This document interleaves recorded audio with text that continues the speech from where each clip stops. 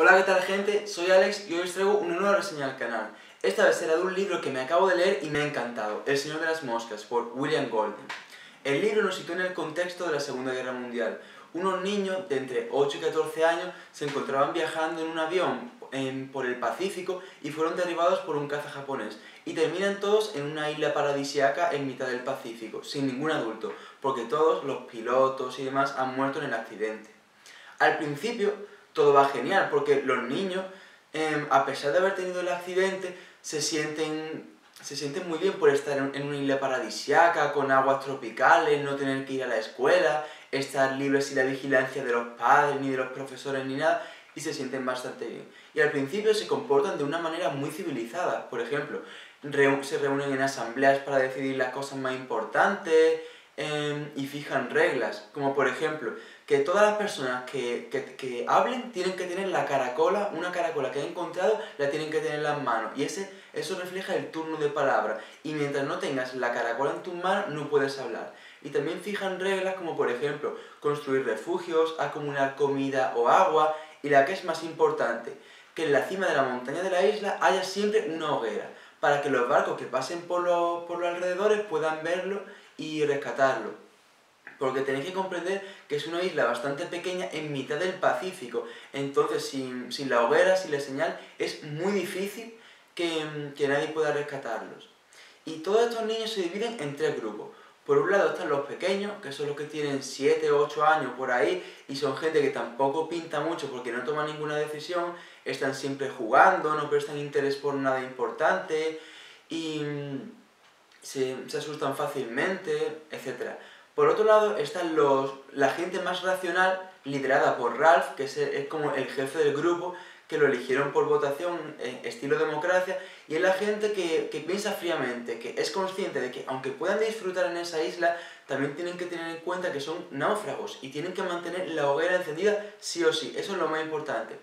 Y por otro lado están los cazadores, liderados por Jack Merridew. Son gente que está más preocupada por la caza que por otra cosa. Al principio piensan en cazar cerdos o jabalíes que habitan en la isla, ven eso como una necesidad, porque no se puede solo comer fruta según ellos, pero después la caza se convierte en algo obsesivo, están como siempre pensando en la sangre, en matar, en arrebatar las vidas de esos jabalíes para comérselo, terminan pintándose la cara, y esa caza se convierte como en algo más que una necesidad, se convierte en una obsesión, y hacen rituales, danzas macabras alrededor del fuego, etc.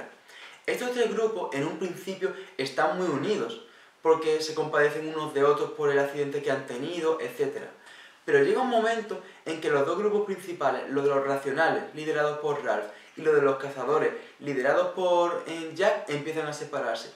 Porque tenéis que comprender que estos grupos representan posiciones completamente opuestas. Por un lado, está el grupo racional que piensa en la hoguera como lo más importante, que analizan su situación fríamente, que se preocupan por las cosas más pragmáticas, pero en cambio el otro grupo solo piensa en cazar, porque ven eso como una actividad emocionante, excitante, y eso es lo principal.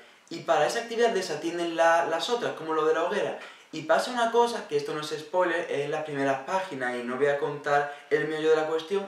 Llega un momento en la novela en lo que por cazar este grupo desatiende su principal función, que es la de la hoguera, y debido a esto ambos grupos se pelean, discuten y se separan definitivamente.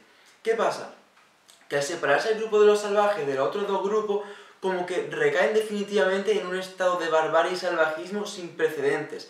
Si ya antes por la obsesión con la caza tenían como a veces comportamientos violentos, hacían bullying a algunos de los miembros, a algunos de sus compañeros, como uno que los llamaban cerdito y demás, después de esta separación se convierten en auténticos salvajes, pintándose el cuerpo, solo cazando, incluso atacando al resto de compañeros. Y es como una escalada constante de violencia que llega a unos límites impresionantes, que tú te lo lees y no te lo puedes creer que esté pasando eso, porque llegaron allí como amigos y han terminado como enemigos, pero solo por culpa de los cazadores, que la violencia, la soledad, el que no haya reglas, les ha dominado el juicio.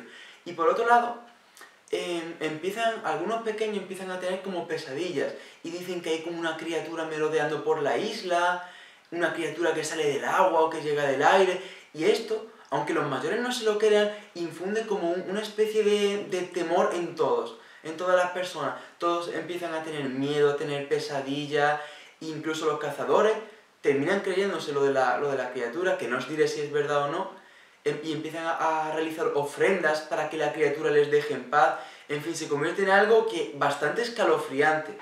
Y esta es como la parte central de la novela que he hecho sin ningún tipo de spoiler ni nada, podéis leerla tranquilo.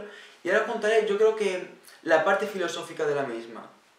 Muchos filósofos nos dicen que la sociedad es lo que corrompe al ser humano, pero esta novela, como ya hizo El corazón de las tinieblas de Joseph Conrad, que también está en el canal, dicen totalmente lo contrario, que es precisamente la sociedad, las normas, la ley, la que nos impide ser unos salvajes. Porque, por ejemplo, si nosotros estamos en sociedad por miedo a la policía, por miedo a la cárcel, por miedo a un castigo de los profesores o lo que sea, nos vamos a comportar dentro de los límites marcados por la ley o por la sociedad. Pero en cambio, si estamos en una isla o en un sitio sin ley, ¿de qué cosas terribles seríamos capaces de hacer? Porque, en mi opinión, y también lo que dice la novela, la violencia, la crueldad y la maldad está en nuestra misma esencia. Y si a eso le sumamos una situación en la que no hay ley, en la que encima estamos aterrorizados por la soledad, por el miedo, es que entonces es como un cóctel perfecto para que estalle la violencia, para que haya una anarquía total y acabemos matándonos entre nosotros.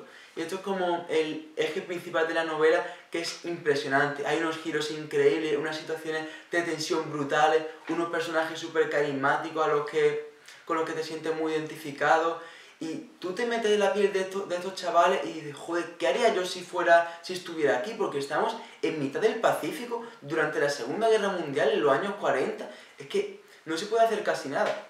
Y como curiosidad, decir que yo descubrí esta novela gracias a la película de los 90 por ahí. Fue una peli que vi de pequeño, por error, porque vi una escena tan fuerte que sale también en el libro, incluso empeorada. Vi esa escena y me dejó traumatizado. Entonces ya siempre he tenido como el run run de leer esta novela para ver si era como la película, y era bastante mejor que la película. Así que yo lo recomiendo muchísimo. Es un gran libro que es muy fácil de leer, cortito y se lee en nada. Yo tengo esta edición, que es la que se encuentra principalmente en todas las librerías y es bastante buena. Así que ya me despido. Como veis, es un libro que me ha encantado, así que os lo recomiendo muchísimo y espero que os haya gustado la reseña. ¡Adiós!